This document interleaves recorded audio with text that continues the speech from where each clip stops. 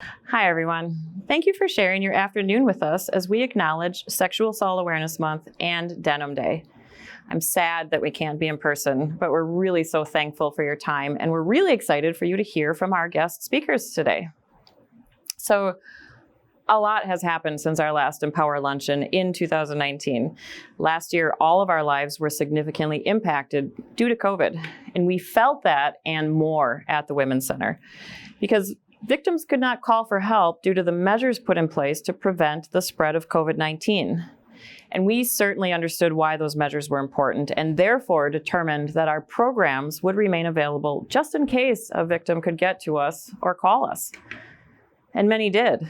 And many more who were hurt and suffering did not. And as we come through the other side of 2020 and COVID-19, we are seeing things slowly pick up with people reaching out. But we know we really haven't even scratched the surface of the ramifications that the pandemic had on victims of sexual assault. And really, we may not for months or years to come. But the majority of sexual assaults are perpetrated by someone known to the victim, like friends, acquaintances, or family members, people who live in the same home.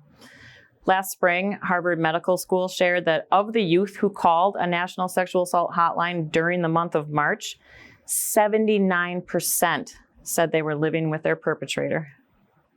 Imagine, for those children in those situations, the daily horror they had to deal with.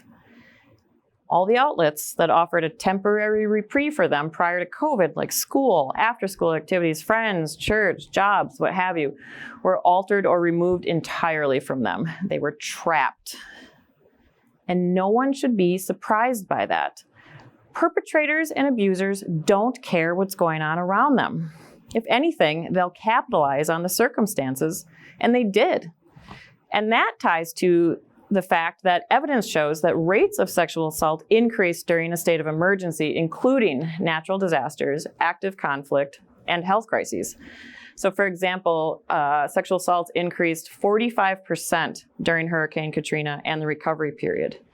And according to the National Sexual Violence Resource Center, the reporting of sexual violence under these circumstances is often considered a luxury issue, just something that's further down on the hierarchy of needs for disaster victims. Interestingly enough, sexual assault was frequently referred to as the silent or shadow pandemic of 2020 by numerous media outlets, medical journals, and advocacy agencies due to the number of people affected. And given that sexual assault is grossly underreported in general, and now add in a global health crisis, that's a reasonable claim.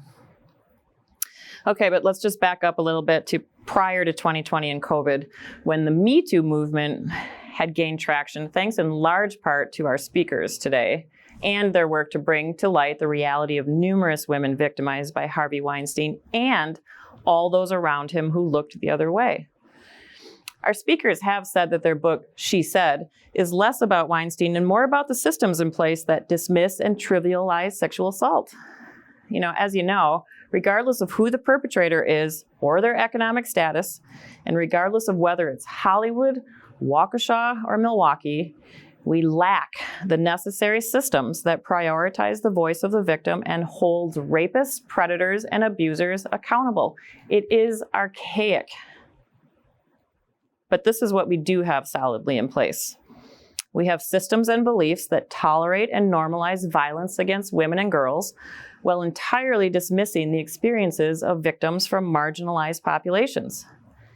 These are the same systems that generally require multiple victims before a perpetrator is maybe held accountable, like a Bill Cosby, a Harvey Weinstein, a Jeffrey Epstein. And that's not unfamiliar to us. We see that with our clients. We have a social system that believes that we should just expect to be assaulted.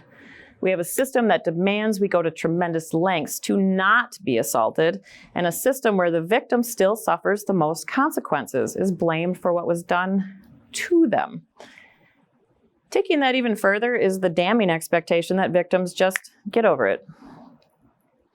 We have a belief system that rape is a joke, that rape is a feminist issue rather than a societal issue. You might remember from last summer when the Women's Center's 24-hour hotline received thousands of prank calls, primarily from young men jumping on a social media trend that was on TikTok and other sites called the Man in Charge Challenge. And the premise was to call feminist hotlines and ask to speak to the man in charge, record the response of presumably the outraged feminist, and post it for laughs and likes. These pranks, asking for the man in charge, turned into very graphic threats to rape and harm us, our advocates. Thousands of these calls jammed our hotline, making it so that someone who is in crisis couldn't get through. And if you had any doubt that social media contributes to rape culture, there was another social media trend going around just last week that allegedly stemmed from a group of men proclaiming April 24th, the free pass day, to go ahead and sexually assault. They apparently even included tips on how to do it. Now that trend has apparently been debunked, saying it's a hoax, but I just want to point out that a hoax is still making light of rape, and that is rape culture.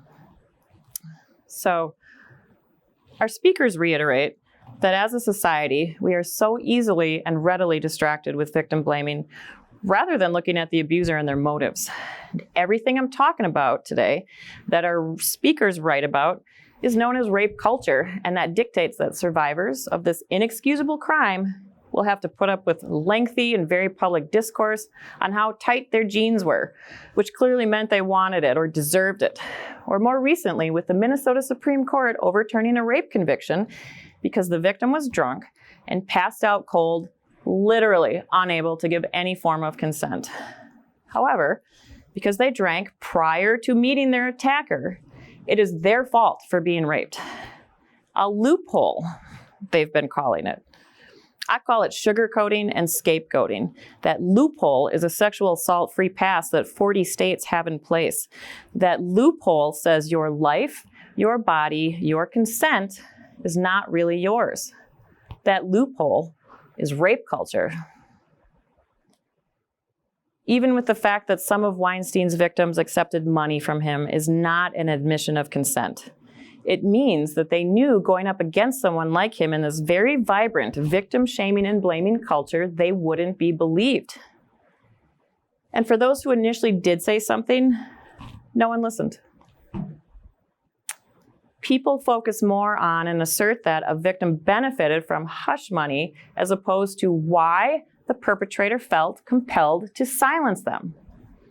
So let me be clear. The act of rape only benefits rapists, and only the perpetrator should be held to such high standards of accountability.